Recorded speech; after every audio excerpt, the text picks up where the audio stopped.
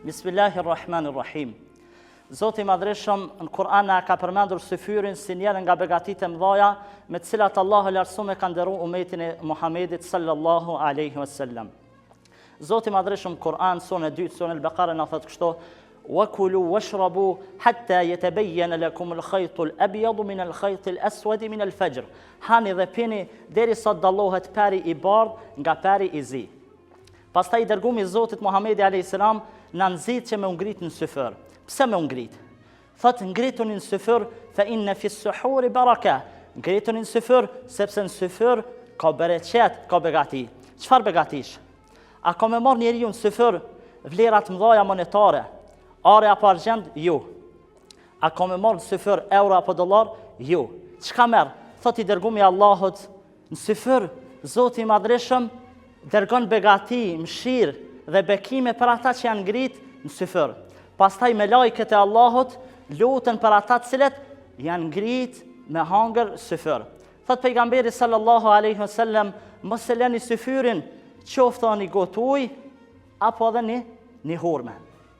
Pastaj Zoti i Madhreshëm na e përmend në Kur'an surën Dhariyat se robërit e tij të mirë ngritën syfër. Tha Allahu lartësuam për ta: "Kanu qalilan min al-layli ma yahja'un." Ata janë cilët flajnë pak gjatë natës, wa bil ashari hum yastaghfirun. Dhe në kohën e syfyrit ngritën dhe kërkojnë falje. I dërguari i Zotit Muhamedi alayhis salam na thot me një hadith të bukur kështu në lidhje me vlerën e syfyrit.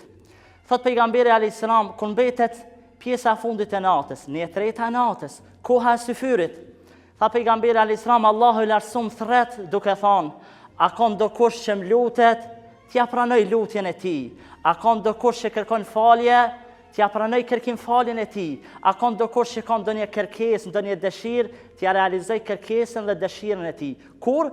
Në kohën e syfyrit.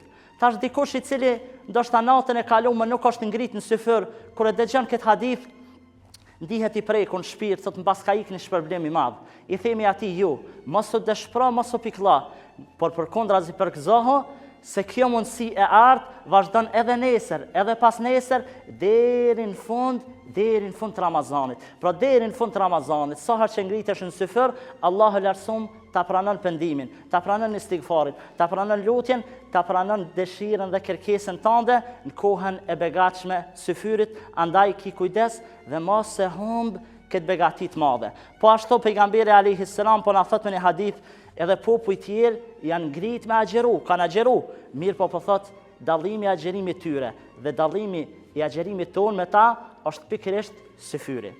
E lutim Zotin e Madhreshëm që na e pranon agjerimin tonë, na e pranon lutjet, kërkesat dhe dëshirat tona dhe për fund ju dëshirojmë syfyr të këndshëm, agjerim të lehtë dhe të pranuar. Zoti i Madhreshëm ju nderoj dhe ju shpërblet.